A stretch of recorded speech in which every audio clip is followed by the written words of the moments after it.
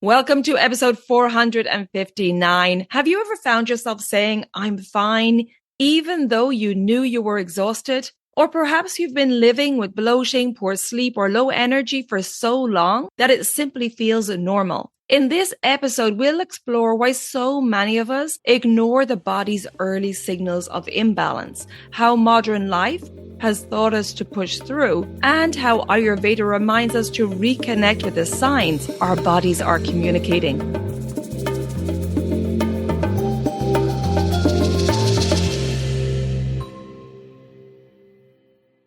Welcome to the Elements of Ayurveda podcast. I'm your host, Colette.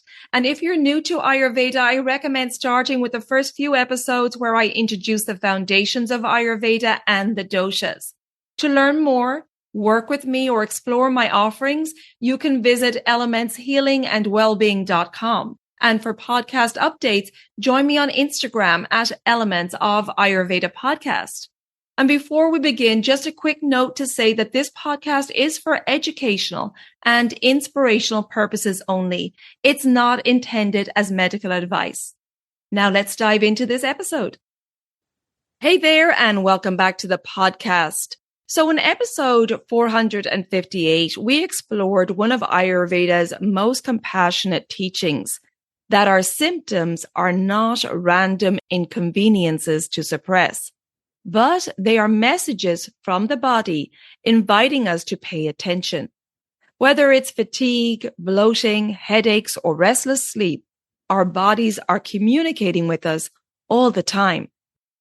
And in this episode, I'd like to explore a different question. If our bodies are constantly communicating with us, why do so many of us struggle to listen? Why do we tell ourselves, I'm fine, when deep down we know we're exhausted? Why do we keep pushing through, hoping things will somehow improve on their own? And why do so many of us wait until our bodies are practically shouting before we finally stop and pay attention? These are the questions I've reflected on many times, both in my own life and throughout my years of working with clients.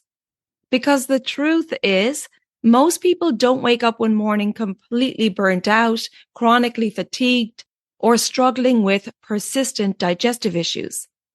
These things rarely happen overnight. More often, they unfold one small signal at a time. A whisper becomes a nudge, the nudge becomes discomfort, and eventually, if we're unable to hear those quieter messages, the body finds another way to get our attention. So let's explore why that happens and why it's far more understandable than we often realize. I wonder how many times you've answered the question, how are you, with the words, I'm fine. It's probably one of the most common phrases we use. And sometimes we genuinely are fine. But other times, I'm fine really means I'm exhausted, I'm overwhelmed, I'm surviving, I'm just about holding everything together, I'm hoping nobody notices how much I'm struggling. For many of us, I'm fine becomes a habit because we've become disconnected from how we're actually feeling. We become so used to functioning on autopilot that days, weeks, and sometimes even months can pass before we truly stop and ask ourselves how we're feeling. We wake up tired. We rely on caffeine to get us going. We multitask throughout our day and work. And if you're caring for children or older adults, you have even more responsibilities to add to your already busy list. We rush through meals. We collapse on the sofa in the evening and then wake up and do it all again. After a while, that simply becomes normal. One of the things I often reflect on is that we're taught many languages throughout our lives. We learn the language of work, the language of achievement, of technology, of productivity. But very few of us are ever taught the language of the body. As children, we instinctively know when we're tired, when we're hungry, when we need rest, when we've had enough. But somewhere along the way, many of us begin overriding those signals. We skip lunch because we're busy. We stay up late to finish one more task. We ignore the headache. We push through the exhaustion.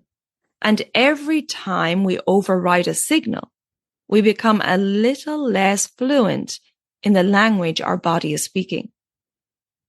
It's almost as though two conversations are happening simultaneously. The mind is saying, keep going, you'll rest later, just get through today. Meanwhile, the body is quietly saying, I need nourishment, rest, stillness. I need you to notice me. And neither voice is wrong, but over time, one becomes much louder than the other. And let's face it, modern life does not make listening particularly easy, as we're so distracted by the constant interruptions from our devices. Plus, we're praised for being busy, for juggling multiple responsibilities, answering emails late into the evening, and for showing up even when we're not feeling our best. Many of us learned from an early age that being dependable meant putting everyone else's needs before our own. That slowing down was lazy. Asking for help was weakness. Resting had to be earned. And without even realizing it, we absorb these messages. So when our body whispers, I'm tired, our response is often, not now. When digestion feels uncomfortable, I'll deal with it later. When sleep becomes restless, it's just stress. When our energy begins to fade, I just need another coffee. These responses are simply the patterns we've learned, patterns that are deeply woven into the culture many of us live in. One of the things I hear surprisingly often with clients is someone saying, I've always been like this, or I thought everyone felt this way. Maybe someone has experienced bloating after meals for years, or headaches every month, or waking up tired every morning. Maybe it's feeling anxious every Sunday evening before the working week begins. Over time, those experiences stop feeling unusual. They become part of daily life. It's a bit like living beside a busy road. When you first move into the area, you notice every passing car. Eventually, you hardly hear the traffic at all. The noise has not disappeared. You've simply adapted to it. Our relationship with symptoms can become very similar. We adapt, we compensate, and we lower our expectations of what feeling well actually means. Eventually, we stop remembering how feeling truly in balance and well actually feels like. Instead of asking, why do I feel like this? We begin asking, how do I keep functioning despite feeling like this? They're two very different questions. And it's often that subtle shift that keeps us living with imbalance far longer than we need to. Ayurveda never asks us to become someone new. Instead, it makes us aware of something we've forgotten. The body has always known how to communicate. It has never stopped speaking. We've simply stopped paying attention and understanding its language. Ayurveda teaches us to slow down just enough to notice, to become curious rather than dismissive, to observe without judgment. Because before we can support healing, restore balance, and make meaningful changes, we first have to notice what's already there. Awareness always comes before transformation. Awareness is the catalyst. And yet, as simple as that sounds, it's often the hardest step of all, because noticing requires us to pause. And pausing can feel surprisingly uncomfortable in a world that encourages us to keep moving. So let's explore this a little more deeply. One of the greatest privileges of my work as an Ayurvedic practitioner is sitting with people and listening to their stories. No two people are exactly the same. Yet, over the years, I've noticed something interesting. Very few people come to me because they woke up one morning suddenly unwell.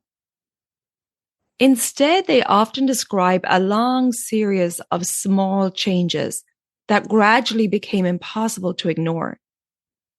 I remember one client who began our consultation by saying, "I'm actually okay, I'm just a little tired." As we talked, she shared that she'd been waking during the nights for months. Her digestion felt uncomfortable most days, and she relied on several cups of coffee to get through the morning.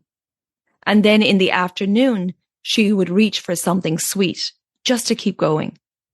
She had not exercised in a long time because she simply did not have the energy. And as I reflected everything back to her, she paused for a moment and said, "Well, when you say it like that, I suppose I'm actually not okay." That conversation has stayed with me, and it's not because her symptoms were unusual, but because they were so familiar. She hadn't been ignoring her body on purpose. She had simply adapted to feeling less well than she was capable of feeling. And I think many of us do exactly the same. Another client once told me, "I just thought this was what getting older felt like." And maybe you've had the same thought yourself. Maybe you've said, "I suppose this is just part of being in my 40s or 50s. Or everyone feels tired these days." Or maybe you've said, "It's probably just stress." Sometimes those explanations are true. Life does become more demanding. Hormones change as we age. Responsibilities increase. Stress has a very real impact on the body. But sometimes those explanations stop us from asking another very important question. Is it really inevitable? Or has my body been asking for support for quite some time? I think one reason this can happen is because when we're younger, our bodies are remarkably forgiving. We often have an abundance of vitality. We can stay up late, skip meals, survive on convenience foods, juggle multiple commitments, recover from stressful periods, and still wake up ready to do it all again. It's almost as though our youth gives us a cushion, a reserve of vitality that quietly compensates for choices that are not necessarily supporting our long-term health.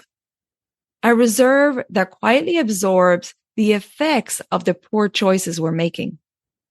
Of course, not everyone experiences youth this way, but many of us can probably look back and recognize moments when our bodies tolerated far more than they would today. Then something begins to gradually change. As the years pass, that cushion naturally becomes a little smaller. The body becomes less willing to compensate for habits that may have been out of balance for years. The late nights become harder to recover from. The skipped meals affect digestion more noticeably.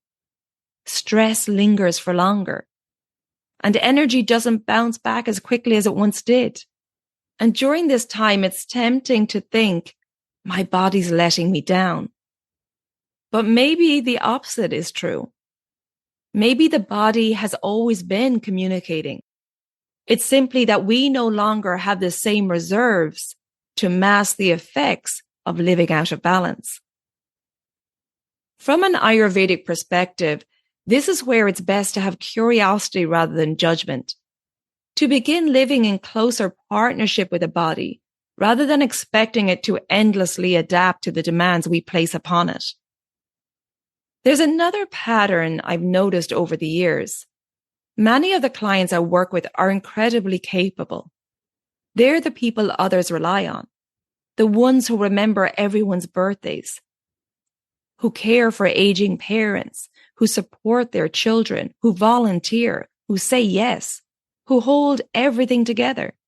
They're often kind, generous, and deeply compassionate. Yet somewhere along the way, they've become the last person on their own list. And perhaps you recognize yourself in that. Maybe taking care of yourself feels selfish, or slowing down feels uncomfortable, or resting leaves you feeling guilty because there's always something else that could be done. This is not a personal failing. It's often a reflection of the messages we've absorbed throughout our lives. That our value comes from what we produce, from how much we achieve, and how much we give.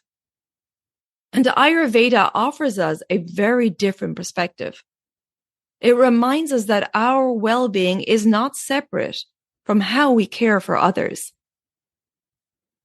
I sometimes think we've become so accustomed to functioning that we've forgotten what it feels like to truly flourish. And there's an important difference here. Functioning means getting through the day, meeting deadlines, preparing meals, answering emails, looking after everyone else, crossing things off the to-do list. Flourishing feels different. Flourishing feels like waking with energy, digesting meals comfortably, thinking clearly, sleeping deeply, feeling present in your relationships, experiencing moments of joy without constantly feeling as though you're running on empty. Somewhere along the way, many of us lowered the bar. We assumed that if we could simply keep going, we were doing well. But Ayurveda reminds us that there's another way to live. And it's not a perfect life or a symptom-free life, but a life where we feel more connected to ourselves. Pushing through has become so normal in modern life, it's celebrated. We admire resilience, applaud determination, and those qualities certainly have their place. And there are seasons in life where we have no choice but to dig deep. When we're caring for loved ones, managing loss, and navigating unexpected challenges.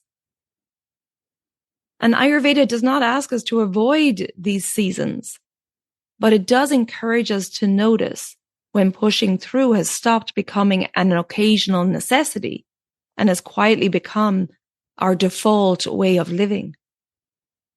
Because if every day requires us to override our body's signals, if exhaustion has become normal and discomfort has become expected, then maybe the body is not asking us to try harder. Maybe it's just asking us to pause for a moment, to listen, and to remember that caring for ourselves is not something we do once everything else is finished. It's part of how we create the energy to live well in the first place and have vitality as we age. So where do we begin? If you've recognized yourself in this conversation, perhaps the first thing I'd like to say is this: please do not judge yourself. Don't think, I should have listened sooner, or why did I let it get this far? Because the truth is, most of us are simply doing the best we can with the knowledge, experiences, and responsibilities we have at the time. Ayurveda is not about looking backwards with regret. It's about looking forwards with awareness. Every moment we become aware is a new beginning. And in fact, awareness itself is one of the most powerful forms of healing. Not because awareness immediately changes everything, but because we cannot care for something we've never taken the time to notice. That moment when we stop and ask, how am I really, can change the entire relationship we have with ourselves. Ayurveda simply asks us to become observers, to notice patterns, to become curious. And when you do pay attention, you may notice that your energy is always lowest at a particular time of day. Or you may realize that your digestion feels better when you eat without rushing or multitasking. Or maybe you begin recognizing that you're a little more irritable if you don't get some quiet time to yourself in the morning before your kids wake up. Or that your body feels calmer after spending time in nature. These observations may seem small, but they become incredibly valuable because the body communicates through patterns. The more we notice those patterns, the more clearly we begin understanding what our body has been trying to tell us. One of the questions I often encourage clients to ask themselves is not, what's wrong with me? It's checking in with yourself every morning and asking, what might my body need today? Can you feel the difference in those questions? The question, what's wrong with me, assumes the body is broken.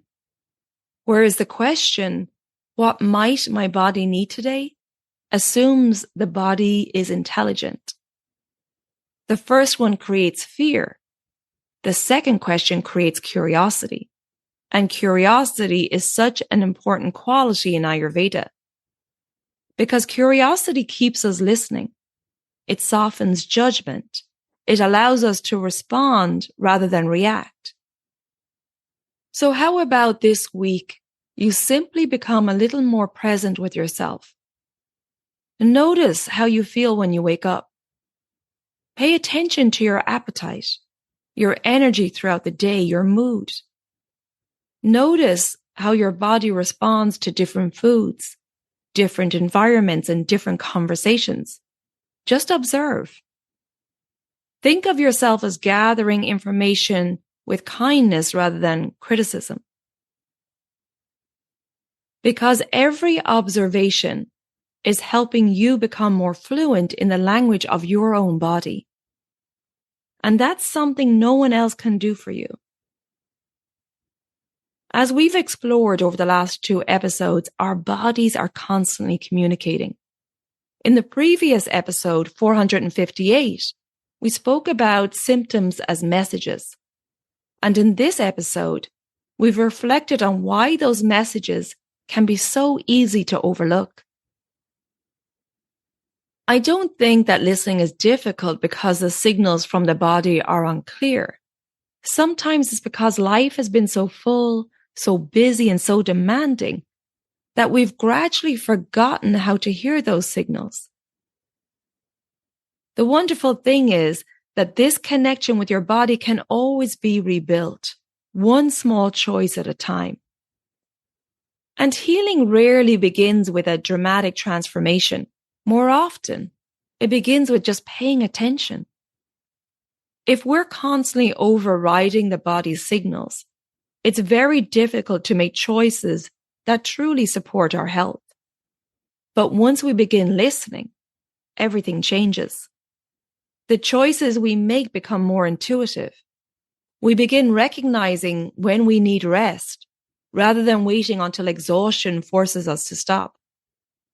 We start noticing the small imbalances before they become larger ones. Ayurveda is all about prevention and not waiting for illness to manifest. It's cultivating awareness so that we can gently return to balance again and again throughout every season of life. And before I finish this episode, I'd like to leave you with a reflection. Every morning as you wake, pause for a moment and ask yourself, how am I today? Really? Tune into the honest answer your body might give if it could speak. Because perhaps your body has been telling you the truth for quite some time. The question isn't whether it's communicating. The question is whether we're ready to listen. So that's it for today. And if this conversation resonated with you, maybe take a moment and share this episode with someone that has been telling you they're fine while quietly carrying more than anyone realizes. Sometimes simply hearing a different perspective can be the beginning of a meaningful change. And if you'd like support on your journey with Ayurveda, check out my online offerings on my website, elementshealingandwellbeing.com. And I also want to let you know that my next discounted group digestive reset cleanse begins on October 9th. and I'll put all those links in the show notes. And don't forget to follow or subscribe to the podcast so the new episodes automatically download for you each week. And I'd love to connect with you on social media. You can find me on Instagram at Elements of Ayurveda Podcast and on Facebook at Elements Healing and Wellbeing. And until next time, remember that your body isn't asking you to be perfect. It's simply asking you to pay attention. Take good care of yourself. Be well, and bye for now. Slán go fóill.